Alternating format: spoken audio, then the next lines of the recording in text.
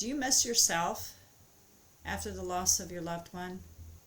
Your husband or wife or friend or sister or brother, child, parent, whoever it is that you've lost that's changed your life forever. Do you miss them? Do you miss yourself? Have you lost your identity and your sense of purpose? These are some of the questions I want to explore today in dealing with another misconception about grief, which is that some people believe that we only lose the physical person, and that's all we lose. But that's not true. And it depends. It doesn't mean with every loss that we lose more than that.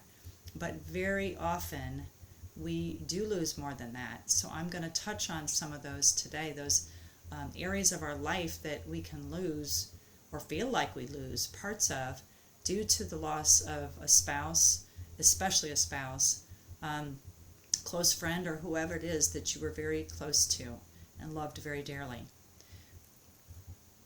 Do you not know how to navigate the new and unpredictable terrain? Maybe you don't know who you are anymore. I don't know why you're here. Intellectually you know why, but you don't feel it. Your sense of identity and purpose is gone, maybe. Do you keep getting up in the morning? Life may seem really dull.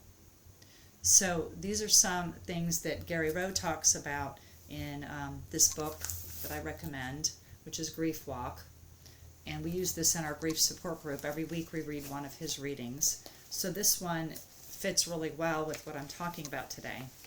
And if you come to our grief support group, you'll see how we always tie in everything we share into a certain message or theme each night.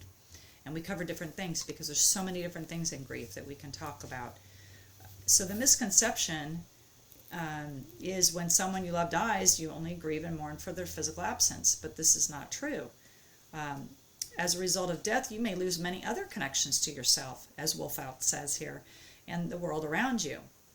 So the question I want to ask is, what other losses do you think can happen as a result of the loss of the death of a loved one? There's loss of self. That's one category.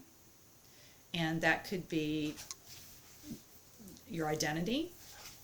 I feel like part of me died when he died. Is loss of self. Maybe loss of part of your self-confidence because that person was really encouraged you and helped your confidence and spoke well of you and was really good for you. That's a blessing. Man, that's a blessing because so many of us don't have that, right? But maybe your part of your self-confidence was tied into that person. What about your health? What about your personality?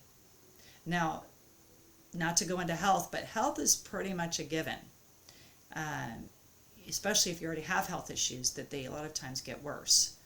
So that's a very common one. I want to make sure everybody knows that for your body to be feeling effects from your grief. So please listen to your body. Don't ignore it.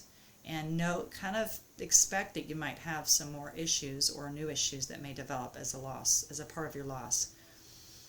I'm going to talk next week more about loss of security and loss of meaning. Okay? But I want you all to think about these things. So think about this, and if you're journaling, which I hope you are, because everybody needs to be journaling. Maybe not every day. Don't condemn yourself if you can't every day. But journaling and writing in a book, notebook, whatever you want to write it in, it doesn't matter. Although it's good to have a separate notebook or journal for you to write in. Write down, answer those areas I just mentioned. Has any of those hit you? Do you think your confidence has been hurt? Your personality's been hurt? Your identity's been hurt? Do you feel like part of yourself is missing? Write that down. Think about this. Pray on this. Because this will help you to deal with your grief more if you can recognize that this is affecting you. That you didn't just lose your partner. You lost part of you, or it feels like you did. Now, that can be worked through, and you can find you, and you can find the new me and accept the new norm, which is all things we can talk about. But today, I just want you to identify those things and explore those areas. I want to read to you, this is another book that comes from the book that I I'm reading out of, and it's called 365 Days of Understanding Your Grief by Dr. Wolfeld.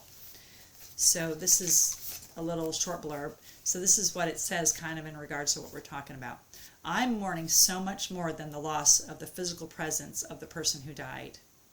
Yes, of course I'm sad that I can no longer see, touch, talk with the person who died, but I'm finding that I've lost so much more. I've lost parts of myself.